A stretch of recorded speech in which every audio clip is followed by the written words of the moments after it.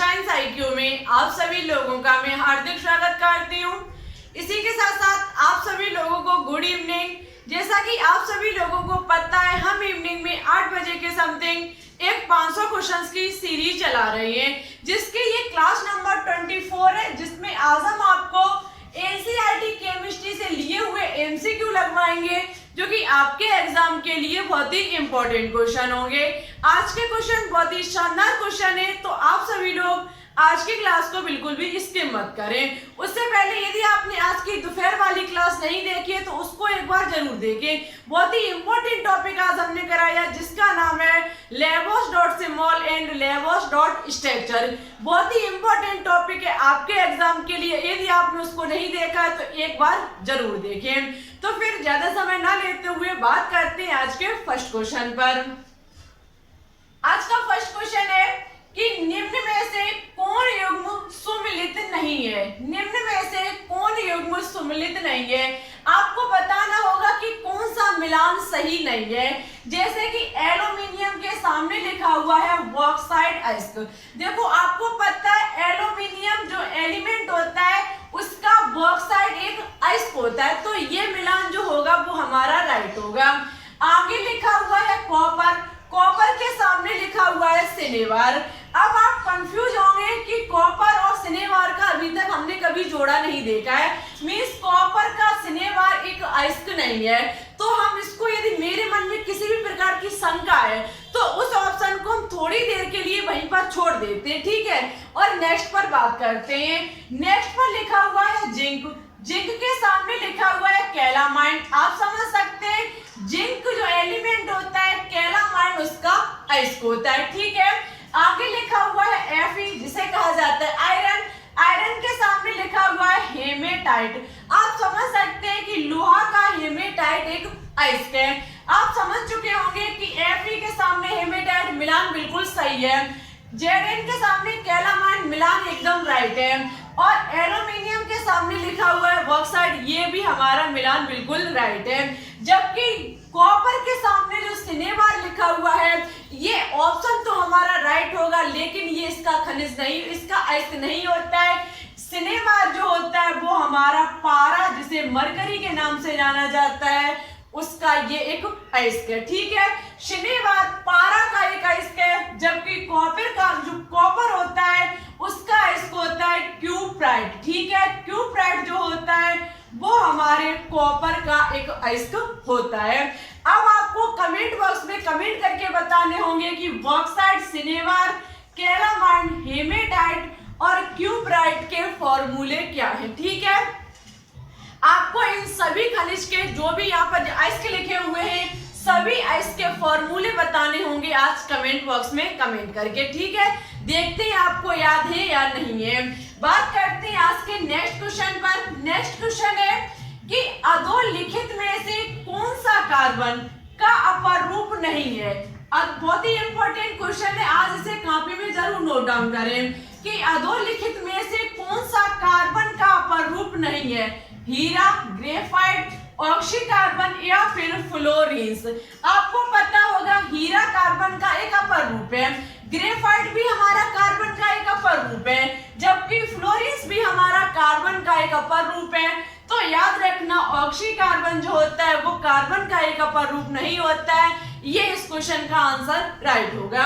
अब ऑक्सीकार्बन है क्या, तो याद रखना ऑक्सीकार्बन जो होता है वो ऑक्सीजन और कार्बन का एक यौगिक है। ऑक्सीकार्बन ऑक्सीजन और कार्बन का एक यौगिक है, और सबसे इंपॉर्टेंट पॉइंट कि ये ऑक्सीजन और कार्बन का यौगिक होने के बावजूद भी ये एक कार्बनिक यौगिक ना होकर के एक अकार्बनिक यौगिक है, ठीक है। बहुत ही इंपॉर्टेंट पॉइंट है, इसे जरूर नोट डाउन करें, माइंड में फिट करें कि ऑक्सीकार्बन ऑक्सीजन और कार्बन का एक यौगिक है, लेकिन ये कार्बनिक यौगिक नहीं है। तो क्या हुआ, ये अकार्बनिक यौगिक है। याद रखना, हमने आपको जब कार्बनिक यौगिक की डेफिनेशन बताई थी तब मैंने आपको बताया था कि कार्बन से जो भी यौगिक निर्मित होगा उसे हम कार्बनिक यौगिक कहेंगे। बेशक ये कार्बन से निर्मित है, लेकिन ये एक कार्बनिक यौगिक ना होकर के एक ये अकार्बनिक यौगिक है, ठीक है। आज का नेक्स्ट क्वेश्चन है बहुत ही इंपॉर्टेंट क्वेश्चन कि एकल बंध में कितने इलेक्ट्रॉन होते हैं। एकल बंध में कितने इलेक्ट्रॉन होते हैं, 2 होते हैं, 4 होते हैं, 6 होते हैं या फिर 1 होते हैं। तो याद रखना एकल बंध इस प्रकार से हमारा एकल बंध होता है। यदि आपने आज वाली क्लास देखी होगी तो इसका आंसर आपको अवश्य पता होगा। एकल बंध इस प्रकार से होता है जिसके दोनों कोने पर क्या उपस्थित होते हैं, इलेक्ट्रॉन। तो याद रखना एकल बंध में जो इलेक्ट्रॉनों की संख्या होती है वो 2 होती है। ऑप्शन नंबर ए जो होगा वो इस क्वेश्चन का राइट होगा। ठीक है, ये तीनों ही क्वेश्चन आपके एग्जाम के लिए बहुत ही इंपॉर्टेंट क्वेश्चन है और सबसे इंपॉर्टेंट है ऑक्सी कार्बन के बारे में, और ये दोनों क्वेश्चन भी इंपॉर्टेंट है। इससे जो भी हमने क्वेश्चन आपको होमवर्क के लिए दिए उसके आंसर कमेंट बॉक्स में कमेंट करके जरूर बताएं। देखते हैं आज के नेक्स्ट क्वेश्चन को।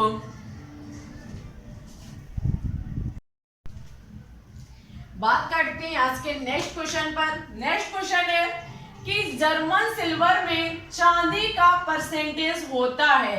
जर्मन सिल्वर में चांदी की प्रतिशत मात्रा कितनी होती है, 1%, 5%, 0% या फिर इनमें से कोई नहीं। आपको इसका आंसर बहुत ही अच्छे तरीके से पता होगा कि जर्मन सिल्वर में शब्द लगा होता है सिल्वर, जिसे कहा जाता है चांदी। लेकिन बेशक शब्द लगा हुआ है चांदी, लेकिन इसमें जो चांदी होती है वो बिल्कुल भी नहीं पाई जाती है। याद रखना जर्मन सिल्वर एक मिश्र धातु होती है जो कि कॉपर प्लस निकेल प्लस एक जिंक की मिश्र धातु है। इसमें शब्द लगा हुआ है जर्मन, इसमें शब्द लगा हुआ है सिल्वर जिसे चांदी कहा जाता है। बेशक शब्द इसमें सिल्वर लगा हुआ है, लेकिन इसमें सिल्वर की जो मात्रा होती है वो 0% पाई जाती है। ठीक है, देखते हैं नेक्स्ट क्वेश्चन को। तो इसका जो ऑप्शन नंबर सी होगा वो राइट होगा, 0%। नेक्स्ट क्वेश्चन है कि निम्न धातुओं में से कौन अमलगम नहीं बनाती है। निम्न धातुओं में से कौन अमलगम नहीं बनाती है, जस्ता, कॉपर, मैग्नीशियम या फिर लोहा। तो याद रखना एक पारा धातु होती है हमारी। पारा आपने सुना होगा, पारा जिसे मरकरी कहा जाता है। पारा जो होती है वो अन्य तत्वों के साथ मिलकर के अमलगम का निर्माण करती है, लेकिन लोहा जो होता है वो कभी भी पारा में मिल नहीं सकता है। इसलिए लोहा एक ऐसी धातु है जो अमलगम का निर्माण नहीं करती है, अमलगम नहीं बनाती है, क्योंकि लोहा जो होता है वो पारा से कभी मिलता नहीं है। जब ये मिलेगा नहीं तो हमारे अमलगम का निर्माण नहीं होगा। तो याद रखना पारा धातु जो होती है वो अन्य तत्वों के साथ मिलकर के अमलगम का निर्माण करती है, लेकिन लोहा के साथ ये कभी मिल नहीं सकती है, इसलिए ये अमलगम का निर्माण नहीं करती है। तो इस क्वेश्चन का ऑप्शन नंबर डी जो होगा वो राइट होगा। नेक्स्ट क्वेश्चन है कि कौन सा आयन रंगीन नहीं है। कौन सा आयन रंगीन नहीं है। सबसे पहले आपको पता होना चाहिए कि रंगीन और रंगहीन हम किस प्रकार से ज्ञात करते हैं। याद रखना जिस आयन या फिर यौगिक में अयुग्मित इलेक्ट्रॉनों की संख्या उपस्थित होगी तो वो यौगिक हमारा या फिर आयन रंगीन कहा जाएगा। जिसमें अयुग्मित इलेक्ट्रॉनों की संख्या होगी वो रंगीन कहा जाएगा, और जिसमें अयुग्मित इलेक्ट्रॉनों की संख्या नहीं होगी वो हमारा रंगहीन आयन होगा। ठीक है, अब नहीं होगा, रंगीन नहीं होगा तो कैसा होगा, रंगहीन। तो कहने का मतलब है ऐसा कोई इसमें से आयन जिसमें अयुग्मित इलेक्ट्रॉनों की संख्या 0 हो, जिसमें अयुग्मित इलेक्ट्रॉनों की संख्या बिल्कुल नहीं होगी, सभी इलेक्ट्रॉन युग्मित होंगे, वो आयन या फिर यौगिक हमारा रंगहीन होगा। और जिसमें अयुग्मित इलेक्ट्रॉनों की संख्या उपस्थित होगी वो आयन या फिर यौगिक हमारा रंगीन कहा जाएगा। सबसे पहले हम फर्स्ट ऑप्शन से ट्राई करना शुरू करेंगे।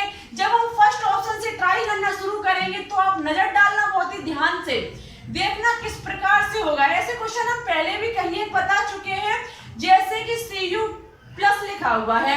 सबसे पहले आपको Cu का इलेक्ट्रॉनिक विन्यास करना होगा।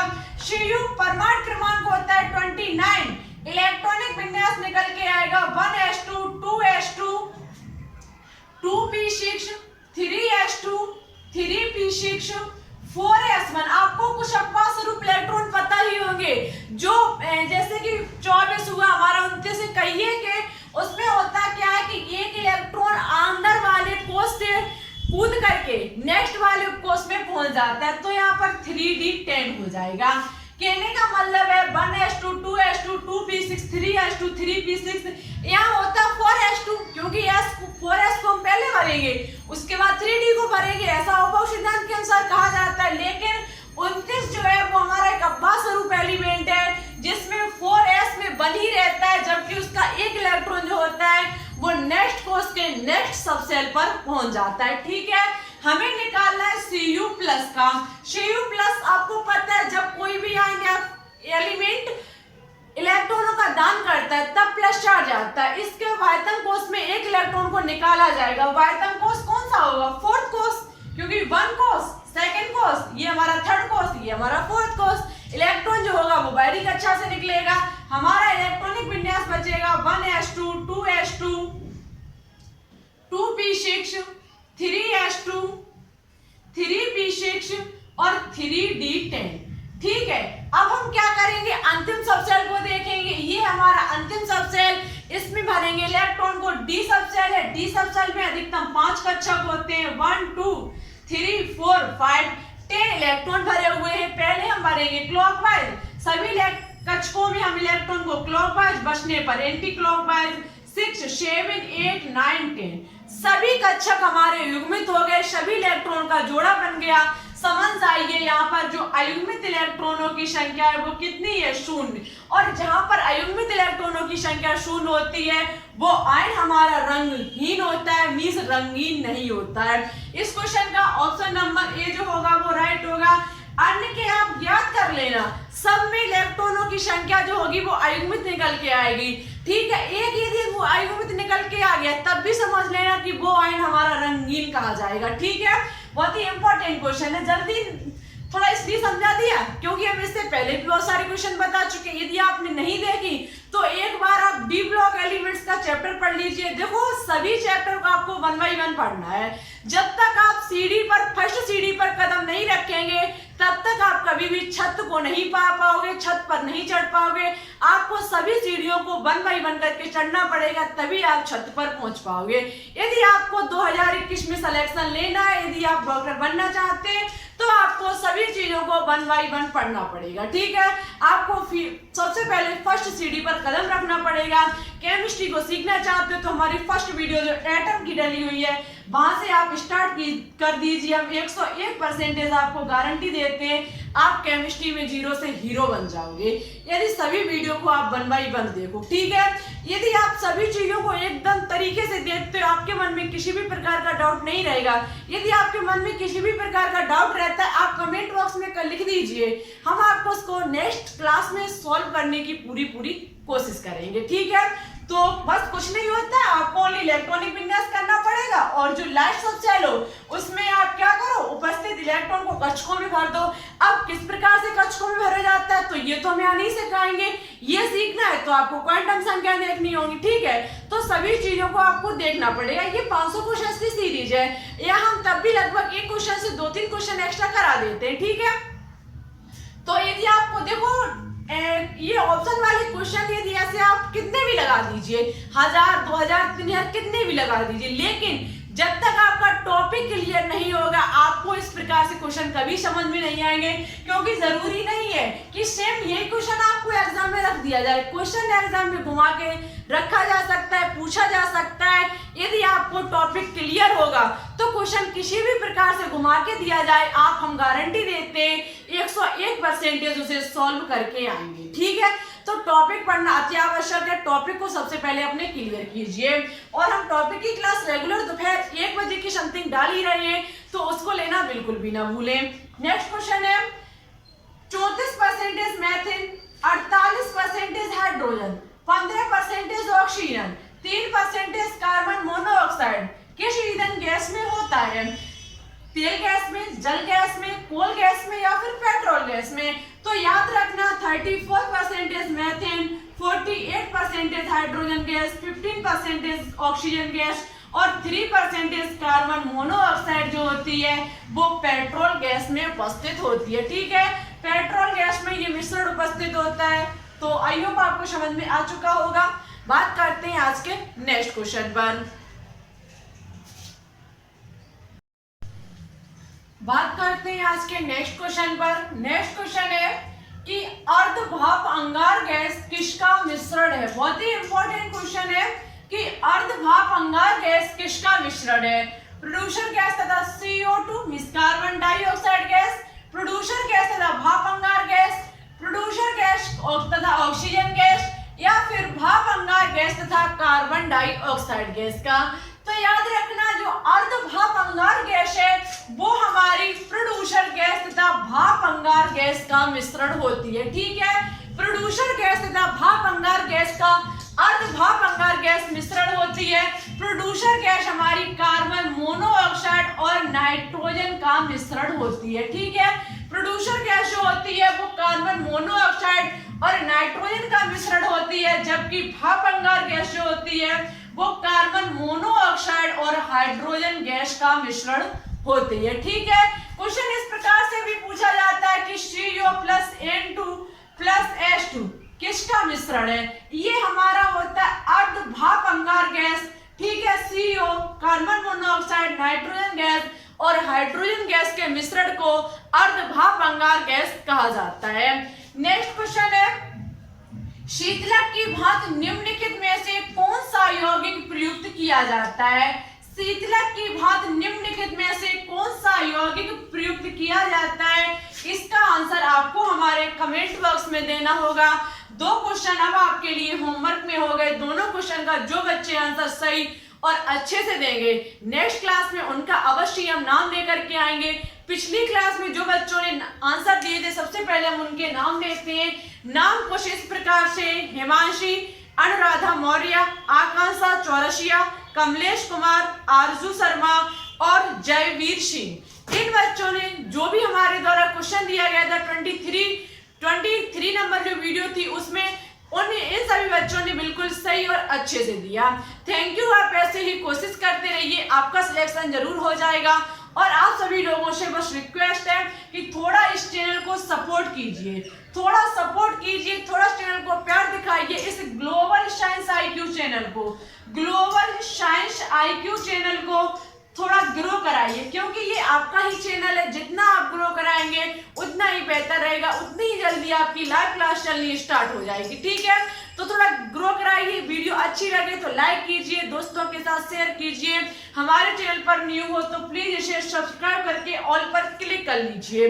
इससे होगा क्या, हम जब भी कोई वीडियो अपलोड करेंगे तुरंत आपके पास हमारी वीडियो का नोटिफिकेशन पहुंच जाएगा और आपको वीडियो का इंतजार नहीं करना पड़ेगा।